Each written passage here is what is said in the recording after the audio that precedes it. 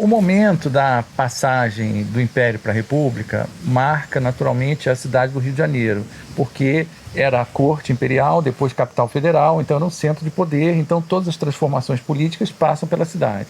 No caso da história da cidade propriamente dita, porque essa transformação é nacional, então mexe com todas as estruturas políticas, isso muda muito a administração pública, porque se cria a prefeitura.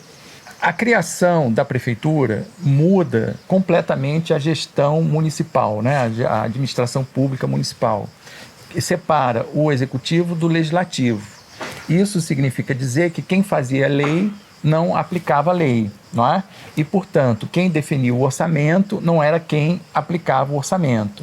Então, a era republicana da cidade do Rio de Janeiro é uma era de mudança de administração pública e de realização de grandes obras públicas que vão transformar a paisagem da cidade, derrubando morros antigos e, finalmente, não é, com intervenções urbanísticas que mudam o arruamento da cidade, como foi a abertura da Avenida Central, Avenida Rio Branco, e depois, na década de 40, a abertura da Avenida Presidente Vargas, hoje que a gente conhece, que derrubou ali um casario imenso e transformou a tal ponto que desapareceu um dos corações culturais da cidade, que era a Praça 11.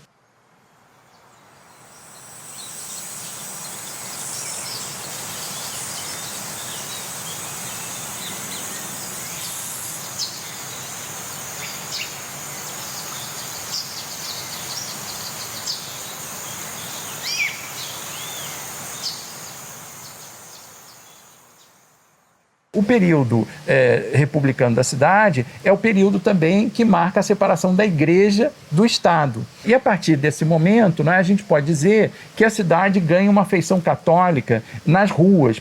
Na década de 20 vai ser concebido o projeto do Cristo Redentor, que vai ser inaugurado em 1931 no alto do Morro do Corcovado. Agora, contraditoriamente, é nesse momento também que de certo modo, a intolerância religiosa é definida pelo poder público e a era onde a gente vai fazer a cidade conviver também com os desafios, não é, da repressão religiosa, sobretudo dirigida para os terreiros e, portanto, os espaços religiosos de tradição afro-brasileira na cidade do Rio de Janeiro. A gente pode imaginar que, se não fosse essa experiência republicana, talvez a gente tivesse um centro da cidade totalmente diferente do que a gente tem hoje, sem essas grandes avenidas, e talvez a gente pudesse imaginar que a gente teria uma grande escola de samba sediada no centro da cidade do Rio de Janeiro.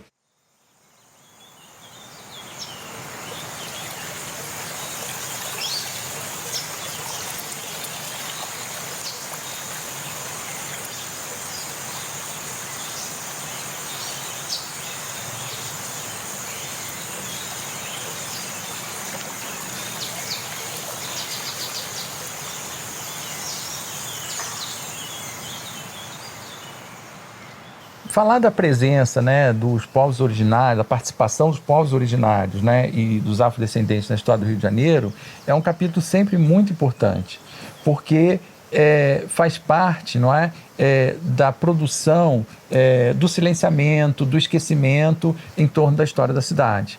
A história da conquista da Guanabara é uma história de guerra contra indígenas, não é? Dos portugueses contra indígenas. Isso é um capítulo que, na memória da cidade do Rio de Janeiro, é pouquíssimo lembrado. A gente não pode também reduzir a sua importância a um passado distante, como se antecedesse a cidade. Na verdade, os indígenas sempre fizeram parte da cidade. Foram eles que construíram a cidade nos primeiros tempos. Faz falta a cidade não ter um monumento ao indígena carioca. Afinal de contas, eles fazem parte da história da cidade, eles têm presença na cidade ainda hoje, e seria legítimo a gente ter um espaço de lembrança dessa resistência social que marca a história da cidade, mas que, na história da memória da cidade, muitas vezes é relegada ao esquecimento.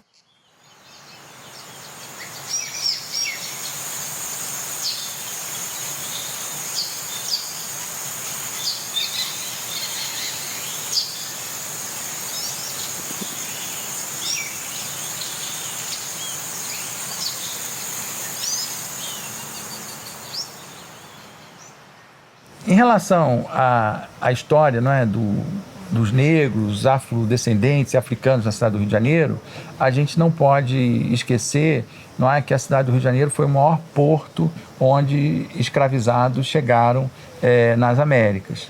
Pode considerar que a cidade do Rio de Janeiro foi, em grande medida, uma cidade africana, ou pelo menos africanizada. E eram eles que habitavam as ruas como trabalhadores. Então é sempre bom a gente lembrar que quase tudo que existe de antigo na cidade teve a participação da mão de obra, não é? E da criatividade do habitante da cidade do Rio de Janeiro de origem africana. A gente sempre pensa, não é, nesses grandes artistas que, na verdade, praticaram a cultura europeia, não é? A escultura à moda europeia, a música à moda europeia. Com isso, a gente deixa de lembrar de muitos outros, não é?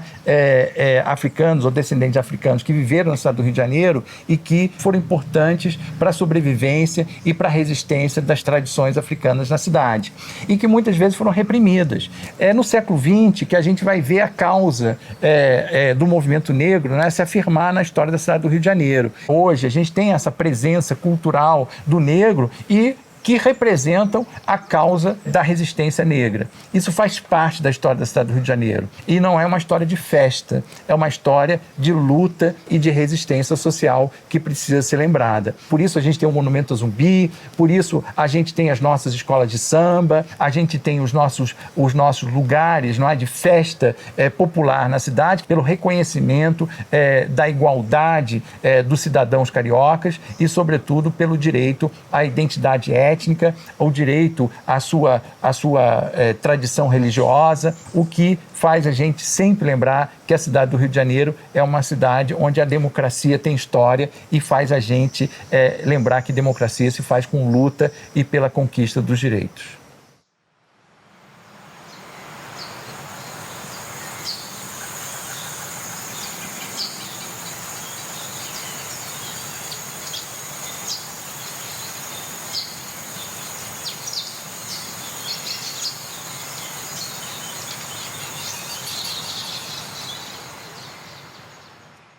Sobretudo, lembrar que a cidade do Rio de Janeiro é uma cidade bonita, não pela sua beleza natural, como em geral a gente associa, não é?